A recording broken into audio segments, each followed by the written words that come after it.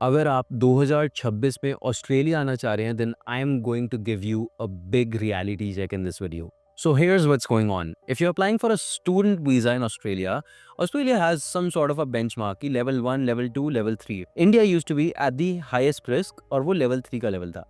अभी उसको level 3 से level 2 में डाल दिया गया कि रिस्क स्टूडेंट वीज़ा देने का थोड़ा सा इंडियंस को आज की डेट में लगता है कम है. इसका मतलब क्या होता है? अगर आप डॉक्यूमेंट चेकलिस्ट जो देखेंगे बेसिकली जो टूल है, उसमें दिखेगा कि यार अब आप बिना आइल्स के भी कुछ यूनिवर्सिटीज़ को अटेंड कर सकते हो, आपको उसकी ज़रूरत नहीं है वीज़ा लेने के लिए। साथ ही साथ में आपको अपने फंड्स दिखाने की ज़रूरत नहीं पड़ेगी, जो ऑस्ट्रेलिया में फंड्स दिखाना बहुत बड़ी एक चीज़ होती थी। बट इन्फ्लुएंसर्स ने इसका इतना मिसयूज़ किया है, आप देखोगे इंस्टाग्राम पे, यूट्यूब पे, और साथ ही साथ में जो आपके एजुकेशन काउंसलर्स हैं जो नुक्कड़ में बैठे रहते हैं, उन्होंने इतना मिसयूज़ किया है ना इस चीज़ का, आप लोगों को इतना उससे बेवकूफ़ बनाया जा रहा है कि मैं बता नहीं सकता हूँ। जो इनका एक सिंप्लीफाइड वीज़ा फ्रेमवर्क है, डेफिनेटली उसमें लेवल 3 से लेवल 2 इंडिया को कर दिया गया है, ये बात बिल्कुल सही है। बट ऑस्ट्रेलिया ने कैप भी लगा रखा है कि इतने ही स्टूडेंट्स आ सकते हैं, और वो कैप जो है इस साल जो 2026 का कैप होने वाला है, दैट्स 2,95,000 स्टूडेंट्स। मतलब कि इतने ही वीज़ा इश्यू होंगे, चाहे 10 लाख स्टूडेंट अप्लाई कर दे, 7 लाख लोगों को वीज़ा नहीं मिलेगा, और जो 2,95,000 लोग हैं उन्हीं को वीज़ा मिल पाएगा। और साथ में इन्होंने अपनी जो पुरानी रिक्वायरमेंट होती थी उसको थोड़ा सा चेंज करके जेन्युइन स्टूडेंट रिक्वायरमेंट कर दिया है। अब ये आपके लिए मैंडेटरी रिक्वायरमेंट हो चुकी है, एक टेस्ट बन चुका है जिसको आपको पास करना है तभी वीज़ा मिलेगा। और इस टेस्ट में अगर आप देखोगे इसकी रिक्वायरमेंट्स, आपका एकेडमिक बैकग्राउंड देखा जाएगा कि यार जो आपने डिग्री के लिए अप्लाई किया ऑस्ट्रेलिया में, उसका आपने कुछ पहले से एजुकेशन कर रखा है कि नहीं, कोई लिंक बैठता है कि नहीं है, क्यों आप ऑस्ट्रेलिया में आ रहे हो, why you coming to Australia to pursue this degree, क्या रीज़न है बेसिकली, कोई क्लियर पर्पस है क्या, उससे कोई जेन्युइन इम्पैक्ट होगा आपके करियर पे जब आप उसको वापस इंडिया में आकर के उसको करेंगे, तो टाइज है क्या होम कंट्री पे आपके पास कि नहीं है, कुछ प्रॉपर्टी, कुछ बेसिकली कोई रीजंस है वापस आने का, या फिर वहीं पे ही रह जाओगे ऑस्ट्रेलिया में जाकर के, कुछ टाइज नहीं है, सारा फैमिली बाहर है पहले से। प्रूफ ऑफ सफिशिएंट फंड्स यहाँ पर ये भी चेक करा जाएगा, आपका लास्ट स्टेज है, चेक करेंगे सफिशिएंट फंड्स हैं कि नहीं है। जो डिग्री करने आ रहे हो, ठीक है, यूनिवर्सिटी को नहीं दिखाना पड़ेगा ना, कोई दिक्कत नहीं, वो भी कुछ यूनिवर्सिटीज़ के लिए आई है, जो आपने ये पढ़ा है, जो इन्फ्लुएंसर्स ऑनलाइन बता रहे हैं, ठीक बता रहे हैं, बहुत कम यूनिवर्सिटीज़ के लिए, वो भी कोई टियर 3 यूनिवर्सिटी। अच्छा, वीज़ा के लिए तो दिखाना ही पड़ेगा कि आप ट्यूशन, लिविंग एक्सपेंसेस अपने बेयर कर सकते हो, तभी आपको आने देंगे।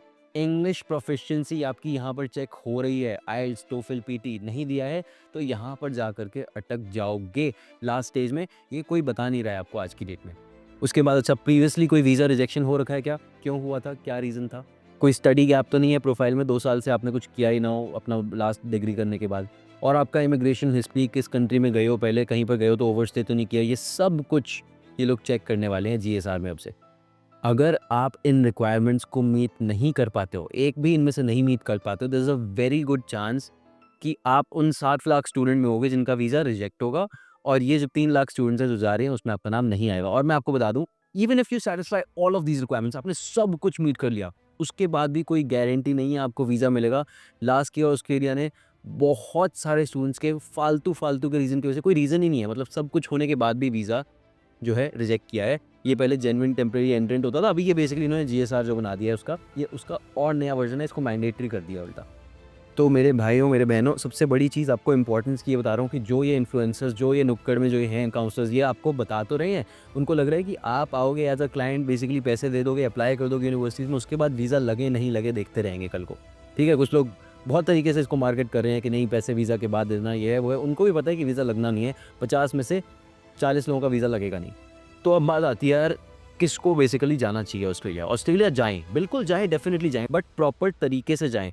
गो to a good university, top university में अपना एडमिशन करना है, have a proper IELTS, PTE, TOEFL, कुछ एक लैंग्वेज टेस्ट मिनिमम आपके पास होना चाहिए है, and have a clear intent of study, आप किस लिए पढ़ने जा रहे हो। अगर आपके पास ये सब कुछ है एंड प्रॉपरली फंड्स हैं बेसिकली आपके स्टडी करने के लिए, चाहे आपने लोन ही क्यों ना लिया हो, then yes you should be able to get a visa, but go for top universities, because competition बढ़ गया, ऑस्ट्रेलिया ने कैप लगा दिया है यहाँ पर।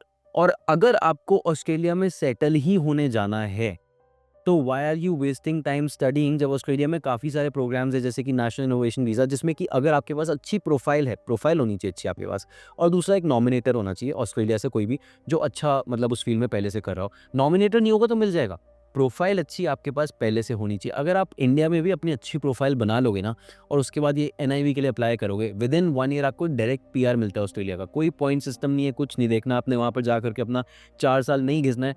अगर आपको दिख रहा है कि आपकी प्रोफाइल अच्छी है, आप में टैलेंट है, आप मेरे को व्हाट्सएप कर सकते हो, अपना रेज्यूमे भेज देना, I will I send you the free evaluation, आपको खुद पता चल जाएगा आप एलिजिबल हो कि नहीं हो उसमें, आपको खुद दिख जाएगा, और क्यों नहीं हो ये भी समझ आ जाएगा अगर नहीं हो तो। मेरा व्हाट्सएप नंबर आपको डिस्क्रिप्शन में मिल जाएगा। You can also sign up on YMGrad.com, वहाँ पे मेरा चैट बॉक्स मिल जाएगा, नहीं तो वहाँ पे अपना रेज्यूमे भेज दीजिएगा। But please don't come to Australia without actually realizing कि चीज़ें किस डायरेक्शन में मूव फॉरवर्ड कर रही हैं।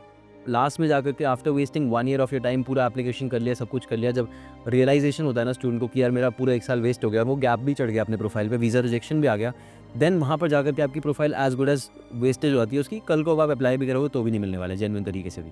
सो please make sure you don't make this mistake.